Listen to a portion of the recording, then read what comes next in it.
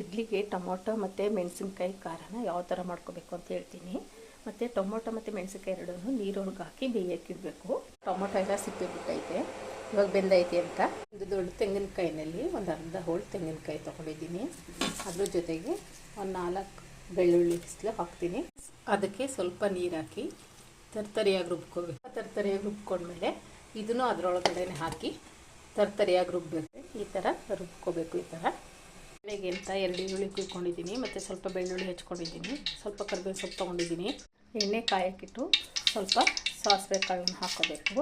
ಇದಕ್ಕೆ ಸ್ವಲ್ಪ ಬೆಳ್ಳುಳ್ಳಿ ಮತ್ತು ಕರಿಬೇವು, ಈರುಳ್ಳಿ ಹಾಕಿ ಕೆಂಪಿಗೆ ಬೇಯಿಸ್ಕೊಬೇಕು.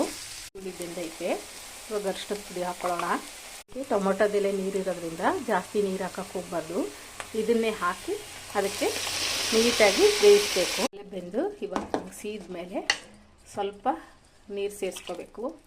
ಆಮೇಲೆ ಸ್ವಲ್ಪ ಅದ್ರ ಜೊತೆಗೆ ಉಪ್ಪು ಹಾಕಿ ಬೇಯಕ್ಕಿಡಬೇಕು. ಗೊಜ್ಜು ರೆಡಿಯಾಗಿದೆ. ಈಗ ಇಡ್ಲಿ ಜೊತೆ ತಿನ್ಬೋದು. ಫ್ರೆಂಡ್, ಈಗ ತಟ್ಟೆ ಇಡ್ಲಿ ಜೊತೆ ಮೆಣಸಿನ್ಕಾಯಿ ಮತ್ತು ಟೊಮೊಟೊ ಪಲ್ಯ ರೆಡಿಯಾಗಿದೆ.